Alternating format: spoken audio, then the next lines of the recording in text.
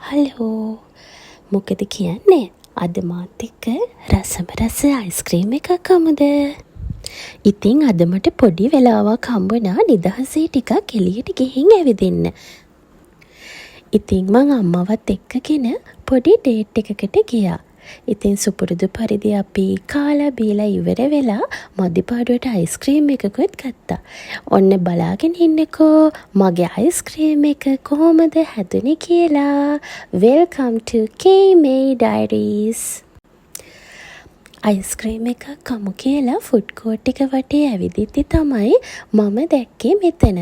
ඉතින් මෙතන අපිට හරි හුරු පුරුදු තැනක්නේ. මොකද මෙතනින් නොකාපු නොබීපු කෙනෙක් නැති තරම් වෙන්න ඇති. ඉතින් මම දැක්කා මේගොල්ලන්ගේ ෆොටෝ එකක් දාලා තියෙනවා බනානා බෝට් එක. මේකේ නම බනානා බෝට්. ඉතින් පොඩ්ඩක් ලොකුවට මේක තිබ්බා. ඇත්තටම අම්මටයි මටයි දෙන්නටම එකක් ගන්නවා කියලා තමයි මම කොහොමත් හිතාගෙන ගියේ. ඒක නිසා මම ඔය බනානා බෝට් එක තමයි ඉල්ලුවේ. ඔයාලා දන්නවද ඕක එක්කෙනෙකුට දෙන්නෙකුට නෙවෙයි 3 දෙනෙකුට වුණත් බඩ පැලෙන්න කන්න පුළුවන්. ඒ තරමටම ඒකෙන් හොඳට ෆිල් වෙනවා. ලොකු පෝෂන් එකක් තමයි ඒගොල්ලන් දෙන්නේ. ඉතින් බලාගෙන ඉන්නකෝ කොහොමද මේ අයිස්ක්‍රීම් එක හදන්නේ කියලා. අනිත් එක තමයි ඕකේ ප්‍රයිස් එක රුපියල් 700යි. ඉතින් රුපියල් 700ට මේක හරිම රීසනබල් කියලා මට හිතෙනවා. බලාගෙන ඉන්න දිගටම ඔයාලා කොහොමද මගේ අයිස්ක්‍රීම් එක හැදුනේ කියලා.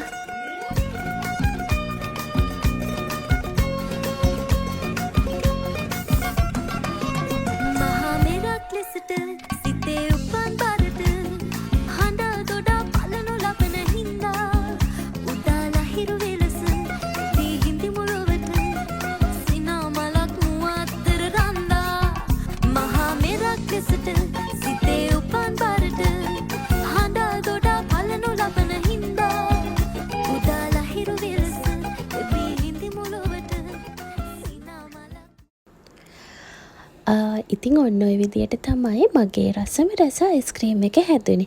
අනේ ඒ අයිස්ක්‍රීම් එක හදන ගර්ල් ඒක හරීම ආසාවෙන් හදලා දුන්නා.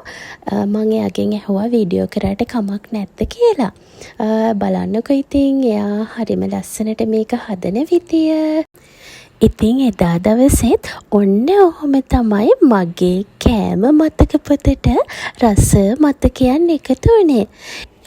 ඔයාලා හැමෝම සතුටින් පරිස්සමින් ඉන්න. ගොඩාක් ස්තුතියි මගේ වීඩියෝස් බලනවට.